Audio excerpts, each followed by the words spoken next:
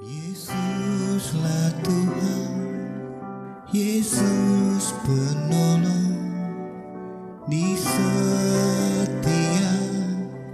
waktu. Selama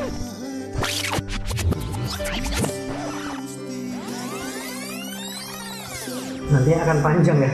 Maksudnya di sini ketika saya melihat itu, saya langsung pamitan sama saya kalau ke atas dulu. Saya bilang dulu sebentar aja, saya ambil sesuatu. Ketika saya di atas, saya berdoa kepada Tuhan dan saya ngomong ke Tuhan bahwa Tuhan tolong hentikanlah pendarahan istri saya sebagai gantinya. Saya akan hilangkan semua sihir saya. Sihir? Serius. Sihir. Kita pending dulu cerita saja, kita masuk sini dulu ya. Flashback sedikit, tadi ketemu di depan. Itu kebanyakan ya. Kemudian dikit lagi. Pada saat di rumah ya kan, tadi kan kita di rumah. Oh ya, kita flashback sedikit, balik lagi. Dia waktu sesi pendarahan keluar dari hidung, pernah naik ke atas, doa. Kita berdoa kan ngomong, Tuhan cuma lepasin. Kalau memang harus melepaskan, apa sih itu? saya mau lepaskan. Ya. Ya. Apa sih kan itu? Sihir. Sihir. Sihir ya. Sihir. Betul. Emang situ dukun Pak?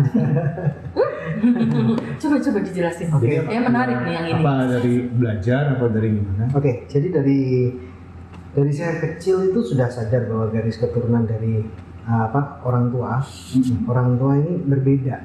Itu sudah sadar banget. Kok gini, kok gitu kan, menyadari sekali. Dan singkat berbedanya adalah bukan dia yang mengucapkan, tapi dengan banyaknya orang-orang yang bertestimoni datang ke situ. Dan saya dapat cerita-cerita dari orang-orang luar bahwa leluhurmu tuh gini. Jadi mereka menganggap bahwa leluhur saya sakti. Oh, jadi kayak ilmu warisan berarti ya? Ilmu warisan. Mereka mempunyai semacam perjanjian atau gimana, gitu kan? Perjanjian kan itu keturunan terdahulunya. Iya, perjanjian di mana dengan hal gaib ya. Iya. Bukan dari Tuhan itu kan. Oke. Sampai akhirnya ketika saya remaja SMA, itu sampailah giliran saya. Ke generasinya Frank berarti ya? Ya, generasi saya dipanggil beberapa keturunan yang sudah masuk seleksi. Oh, nggak semua berarti ya? Jadi nggak semua kuat ya. Nggak semua kuat. Jadi di keturunan ini orangnya ini. Iya. Dan mama saya dianggapnya itu kuat. Keturunannya yaitu saya kuat juga gitu kan. Maka itu mama saya juga ada. Terus punya adik satu cewek ya? Itu juga dapat? Dia nggak belajar tapi dikasih. Oh gitu. Dia nggak minta tapi dikasih gitu. Oh, alami ya? Dapat secara alami. Dia punya, jadi dia bisa interaksi dengan arwah. Oke. Bahkan dia orang pertama yang dia bisa interaksi dengan arwah. Bahkan ketika Shen meninggal pun dia sudah di hari ketiga dia langsung interaksi dengan Shen dan dia bilang bahwa ini adalah arwah tercepat yang pernah saya temui. Biasanya di atas 40 hari gitu, arwah-arwah baru datang ke dia. Ini hari ketiga langsung dia ketemu sama Shen gitu. Memang secara nalar susah, tapi ya memang itu yang terjadi sampai saya pelepasan gitu. Satu hal bahwa saya bukan orang yang suka mengada-ada, saya full pakai logika, itu sehingga teman-teman yang menyaksikan ini tidak menganggap bahwa ini adalah cara settingan, mengada-ada gitu. Dan memang kalau kalian percaya Tuhan ada, kalian harus percaya hal gaib ada. Karena sejatinya Tuhan kita adalah gaib. Gaib sama. Ada energi, tapi kita tidak bisa melihat, nggak bisa langsung gitu bersentuhan gitu. Sama kayak gitu. Dan dari zaman dulu pun terciptanya bumi, ada malaikat yang menjadi iblis, dan itu memang malaikat yang mengajarkan sihir itu memang ada semuanya kayak gitu, tertulis di Alkitab gitu. Singkat cerita, diturunkanlah ilmu itu kepada saya dan saya langsung diujinya nggak main-main. Ketika itu diuji pakai pedangnya tajam banget itu. Sebelum dibacokin ke saya tuh kayu itu dipotong kayak tahu tuh, teng gitu.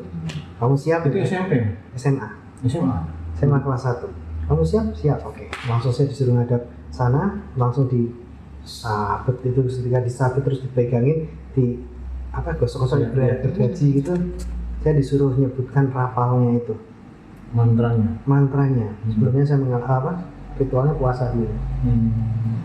Puasa dulu dan dia bilang sudah, sudah, nggak ada apa-apa. Nggak ada apa-apa. Jadi saya orang yang paling kuat tirakat. Apa itu tirakat?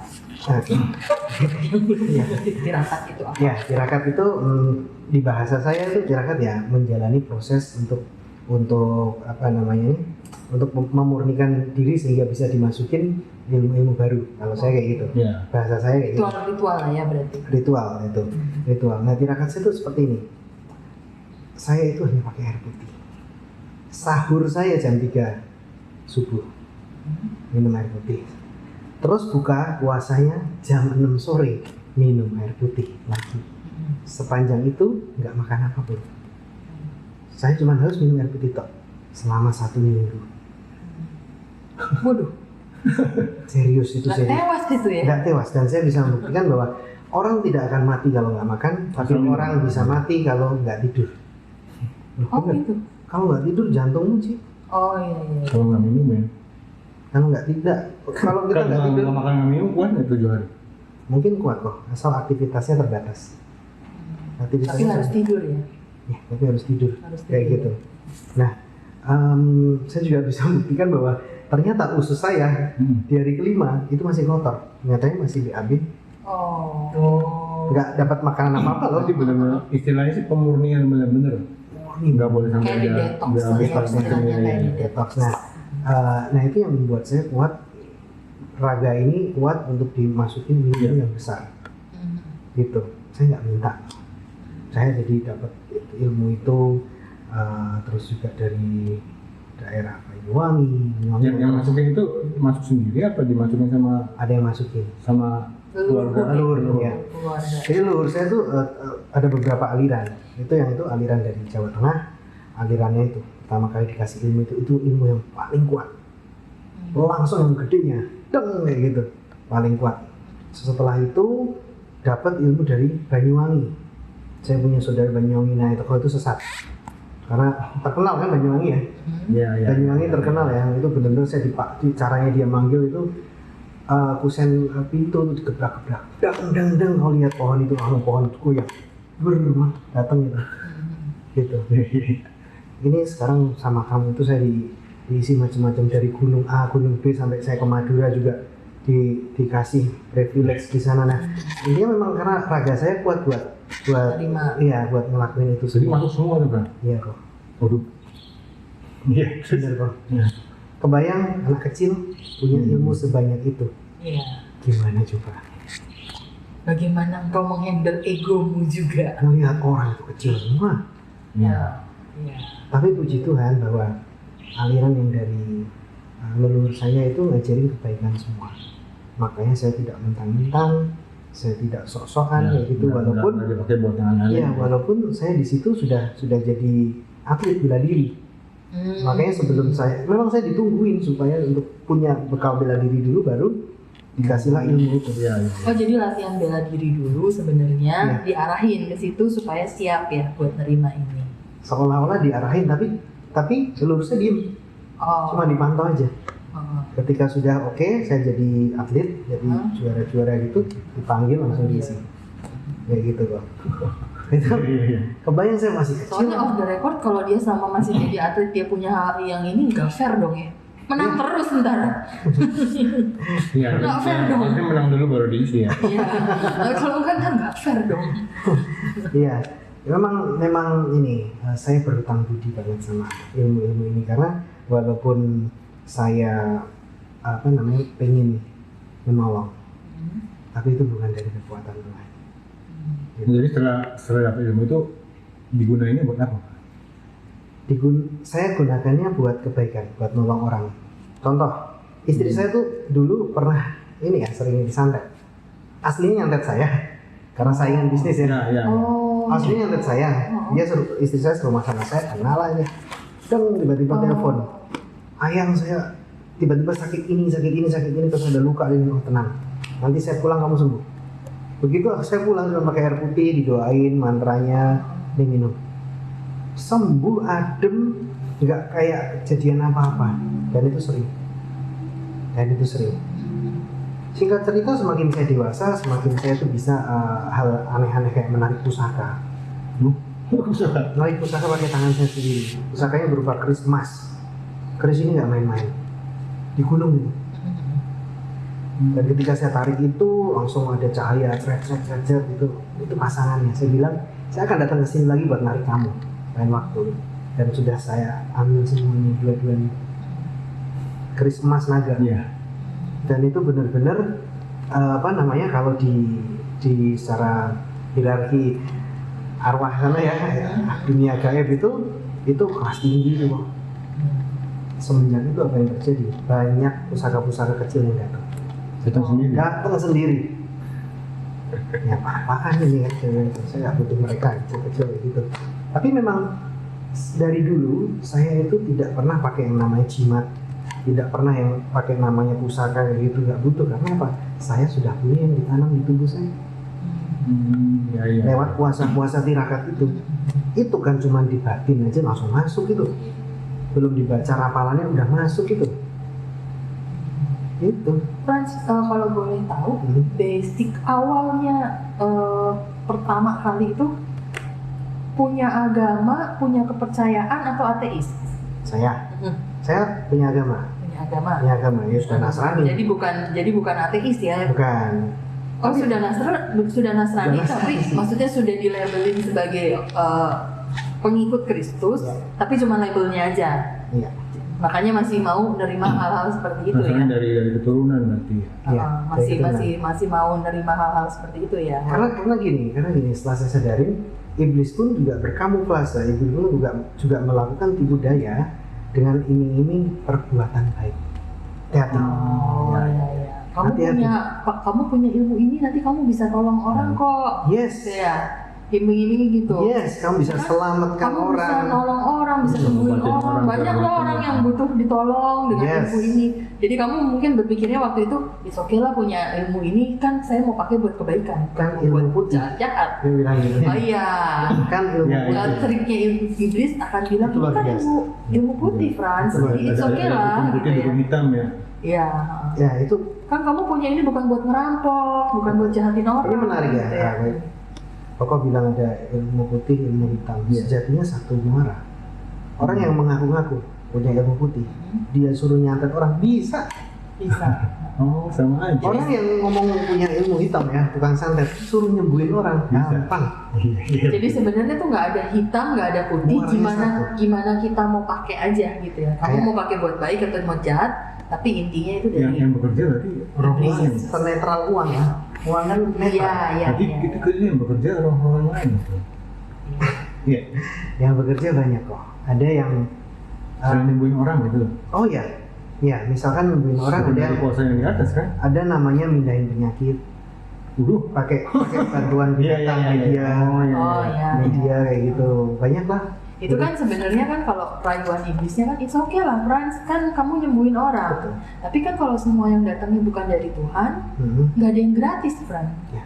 Benar kan? Kalau dari iblis mah nggak ada yang gratis kan? Ya, jadi sama punya ilmu itu apa ada cara-cara khusus nggak? Banyak, saya punya pantangan khusus. Saya nggak makan beberapa makanan. Dan saya ngomong ke keluarga, kenapa kamu nggak suka ini? Alergi. Diam udah mereka. Saya ngomong ke Shenzhen selalu. Saya tahu nggak? Nah, Shenzhen baru tahu tuh Mei 2021. Baru ya berarti. Baru. Saat itu tidak ada kejadian apa-apa, cuma baik-baik aja. Kami pas misbah keluarga, saya sudah niatin. Oh, itu sudah ada pemulihan ya waktu itu ya? Iya, sudah ada pemulihan. Sudah ini ngalamin pemulihan iman berkali-kali sih. Iya. Misbah keluarga saya itu pakai Zoom karena adik saya ikut. Adik saya ada di Yogyakarta. Yang awalnya kami berdua, tiba-tiba adik saya pengen ikut. Adik saya di Katolik. Dia langsung ikut. Terus saya ngomong, saya sebenarnya punya kekuatan lain yang dari yang bukan dari Tuhan. Adik saya senyum ngomong. Saya senyum. Dan saya kaget waktu itu. Iya, dia sih sudah ngeraba. Udah tahu lah, udah ngerasa ya. Sudah ngeraba-raba. Dari curhatannya juga udah ngerasa sih dia. Oh, curhat. Iya, ini teman curhat di istri saya ini. Iya. Karena memang saya sering perang di dunia itu arwah kayak gitu. Saya tipe orang yang bisa ngelawan kuasa iblis kayak gitu. Jadi iblis ngelawan iblis. Kayak gitu Ci. Makanya mereka nggak berani. Sama saya nggak berani. Nah, Frans, kalau selama ini gitu ya, dipakai ilmu gelapnya ini untuk taruhlah kebaikan, karena datangnya bukan dari Tuhan dan nggak ada yang cuma-cuma kalau datangnya nggak dari Tuhan kan, ada imbas buruknya nggak ke Frans sendiri? Ya itu, imbas buruknya saya rasa di endingnya satu, saya kalau nggak menentukan tanggal mati saya akan susah mati. Kalau belum dilepas ya? Bukan kok. Memang ilmu ini ilmu ini tuh saya harus menentukan tanggal meninggal saya sendiri. Kalau enggak saya udah sakit parah, kalau enggak saya bakal hidup abadi. Kalau enggak saya bakal hidup abadi. Walaupun sudah belantung semua ada di sini. Oke. Ya, apa yang di baru-barunya dia di videonya? Oh nggak tahu ya. Pokoknya itu udah apa ya? Ya pokoknya udah sakit parah tapi nggak bisa meninggal. Katanya seperti itu ya. Seperti itu. Itu yang pertama. Saya harus menentukan tanggal. Kalau misalnya udah nentuin tanggal mati, terus gimana? Pasti mati. Oh udah pasti mati. Jadi kita yang ngucap sendiri, saya maunya matinya tanggal cantik, misalnya tanggal sekian gitu. Dan tahu sendiri, saya punya ilmu ini ketika saya masih remaja itu. Saya nggak bisa mati loh. Iya. Jadi nggak ada takutnya ya? Kalau belum nggak ada takutnya. Seapes-apesnya saya itu selamat. Luka langsung itu sembuh. Misalkan luka langsung cepet recovery-nya cepet. Ini jadinya kayak kita nonton ini nggak sih, kayak Twilight kayak gitu Tapi memang itu Dracula gitu, Count Dracula gitu. Gitu nggak sih jadinya? Nggak tahu sih. Saya nggak lihat sinetron sih. Jadi sinetron itu bukan sinetron, itu film. Soalnya bukan ikatan cinta. Maaf ya, kan nonton sinetron, nonton Netflix. Oh, nyebut. Tapi kalau Netflix mau branding kita boleh, sombong. Cuman ya itu tidak buat kejahatan, kayak misalkan buat mempengaruhi orang, hipnotis. Enggak itu. Tapi sebenarnya kalau mau dipakai untuk seperti itu pun bisa ya. Bisa. Buat kayak pesugihan gitu. Beda lagi. Beda aliran itu. Beda aliran. Tapi supaya jualannya laku. Beda aliran. Ini khusus untuk saya untuk melindungi dan untuk menolong diri sendiri. Dan ini untuk menolong atau mencelakakan ya. Kalau mencari kekayaan itu harus ada tumbal, dan saya nggak ada tumbal loh. Jadi nggak ada cara tertentu untuk tiap tahun apa harus nyumbangin apa? Nggak ada pokok, nggak ada. Ini beda. Jadi sebetulnya itu ada divisi-divisinya di dunia ini kan. Divisi-divisinya ada. Jadi punya Frans untuk nolong orang bisa, untuk nyelakain orang pun bisa sebenarnya kan? Sebetulnya itu. Saya itu di situ. Tanahnya di situ, bukan untuk pesugihan. Wah, pesugihan sih enggak. Nah, waktu itu kita balik lagi ya. Waktu Sensen dia mimisan berdarah-darah, kamu ketakutan banget kan? Iya. Istri saya hemofili ya. Iya nih, waduh gimana? Kita itu yang berpikir tahu-tahu gue mau ngelepasin nih apa yang dia kamu berani janjiin itu ke Tuhan, padahal ini sudah istilah bertahun-tahun menjadi bagian dari hidup. Yes. Ya kan, menjadi hidup. Kenapa gitu tiba-tiba mikir ke situ? Berani janjiin itu ke Tuhan gitu loh. Ya, karena memang satu yang saya alami pemurnian iman sebelumnya itu saya punya masalah banyak dan saya nggak mau pakai itu. Sudah sebelumnya itu. Sudah meredam sendiri gitu ya. Sampai saya nangis ya Tuhan. Sampai Sensen peluk saya, udah saya doain. Sensen bilang gitu. Sensen peluk saya, dia tahu saya punya masalah, tapi saya tidak mau pakai sedikit pun bantuan dari hal goib itu. Tapi itu saya masih pengen, nempel ya? Iya masih. Nempel walaupun saya pengen kasih yang menang itu kok. Niatku cuma itu. Yeah. Saya pengen kasih yang menang, Nok. Aku manggil istri saya Nok itu. Langsung dia peluk, dia bilang, saya udah doain kamu. Teman-teman yang tahu masalah ini juga doain kamu. Itu faktor eksternal. Internalnya kamu harus doa lagi ke Tuhan. Saya langsung di ruangan khusus, saya gelapin ruangannya, saya nyalain lilin, cuma ada cahaya lilin itu. Saya nangis banget. minta Tuhan jangan gores-gores hati saya itu. Intinya saya nggak mau Tuhan pakai kekuatan lain selain daripadamu. Saya pengen kasih yang menang. Sudah saya niatin itu puji Tuhan, masalah saya berakhir dengan happy ending. Jadi saya sudah ngalamin itu, sudah nggak saya pakai. Padahal kalau saya tinggal klik itu ngambil alih, ada yang mati pasti keluarganya. Bisa sampai sejahat itu ya. Bisa sampai sejahat itu. Bisa sampai sejahat itu sih. Ya. Ada yang mati pasti keluarganya. Sampai taruh mindahin corona pun bisa. Apa? Sampai taruh mindahin corona pun bisa. Mindahin. Iya. Maksudnya kalau misalkan sampai kan itu belum memang pemilihan coronanya dari sini dipindahin ke orang lain bisa. Nah, Kasarnya. oke gini kok. Gini kok. Ini memang rada konyol ya. Iya. Ini memang rada konyol. Tapi ketika Sensen ada di rumah sakit, mama saya tuh nggak tahu kabar Sensen apa-apa. Mama saya. Tapi mama saya tiba-tiba ngomong, Sensen ini paru-parunya banyak cairan ya, sudah putih ya. Mama saya nggak tahu. Oh, dia merasa ya. Kenapa mah? Mama terus-terusan keluarin cairan putih. Oh. Itu sumpah. Mama saya kan juga sama, pemain juga. Iya. Lendir mama banyak keluar. Dan ini gara-gara mama saya nyatu tulisannya keluar terus. Saya nggak ngasih tahu sama sekali kondisi apa medisnya saja. Terus saya ketawa. Mohon bantuannya mah, barangkali bisa. Oh terus-terusan. Ya tenang aja mau bantu. Itu sungguh. Dan memang. Padahal mama waktu itu sehat ya sebenarnya. Sehat, mama saya sehat. Mama saya sehat, sumpah. Mama saya sehat. Tiba-tiba mama saya kontak Sensen, ini paru-parunya lagi kayak gini. Saya nggak ngabarin loh. Dia kontak batin sama Sensen terus dia kerasa gitu ya? Enggak, memang sengaja. Oh sengaja? Sengaja dia datengin. Oh itu tadi kok Papa bilang kalau penyakit corona bisa kan? Ya itulah prosesnya sudah terjadi yang itu. Tapi yang namanya kuasa Tuhan berkehendak kok. Yang namanya dukun sekuat apapun kalau memang sudah kehendak Tuhan ya itu. Saya disantet kayak gimana pun kalau saya masih diizinkan hidup saya.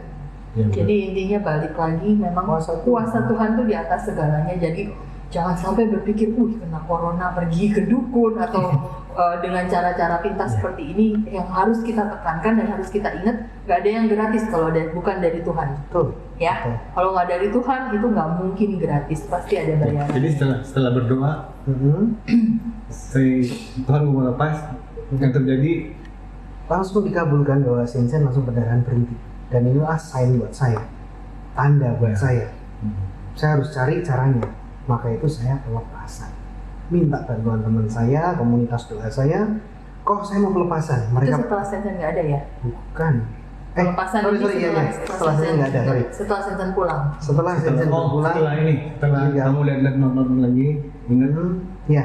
Ingat, saya lihat notes yang pernah saya alami tanggal 23 Agustus itu. Saya ingat, oh iya saya pernah bernazar sama Tuhan. Saya langsung kontak teman saya, bilang saya mau pelepasan kok. Kaget mereka semua.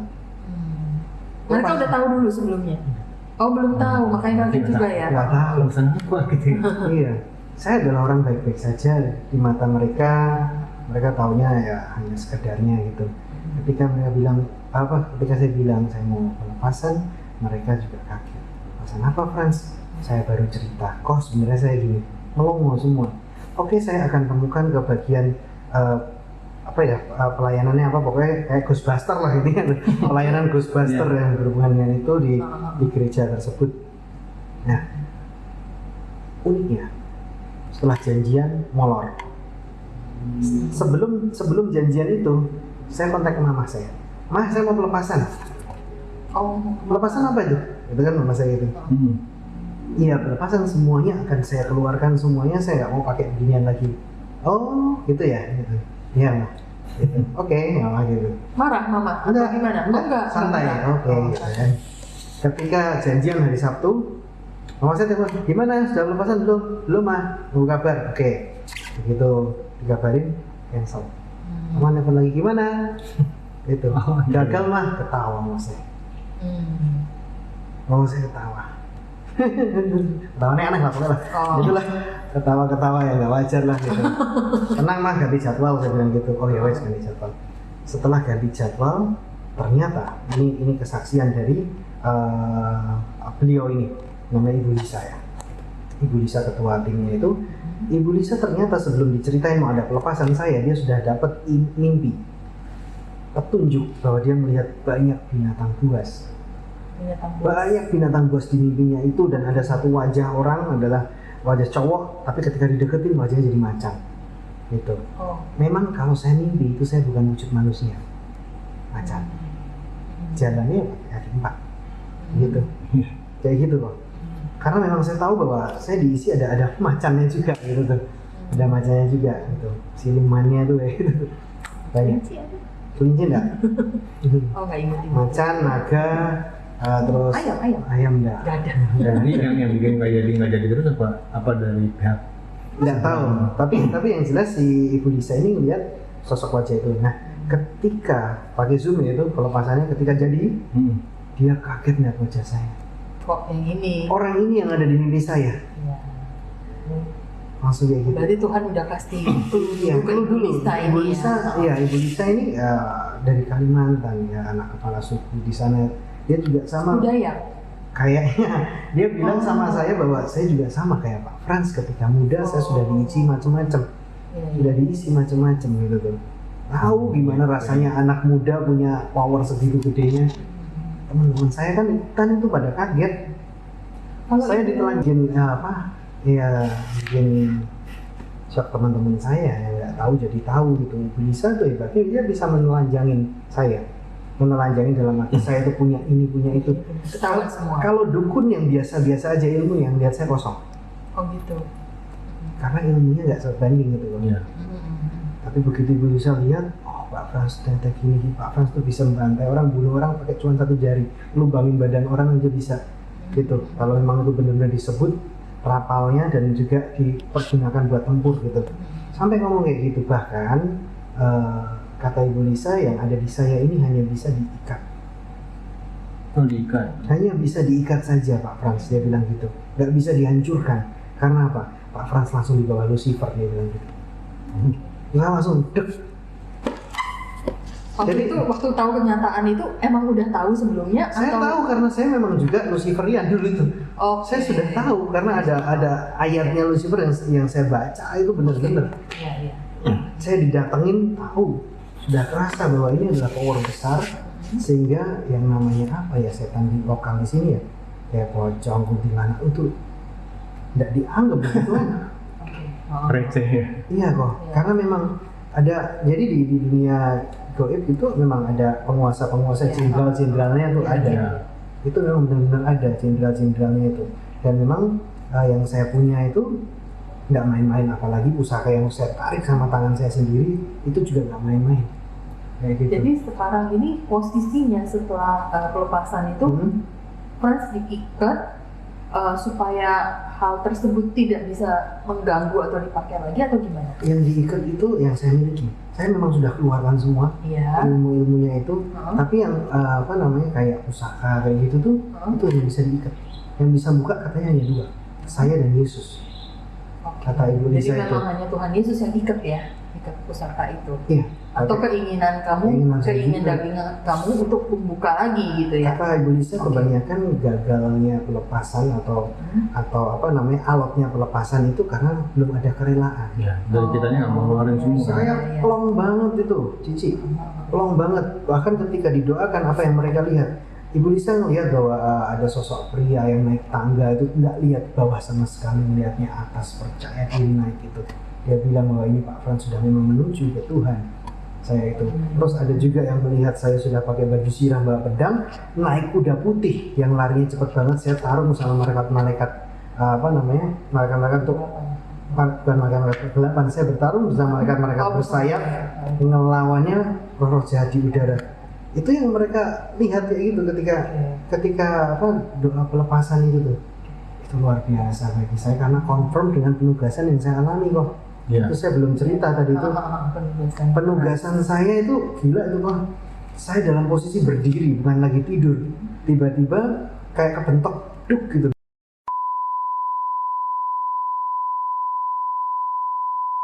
Di setiap waktu.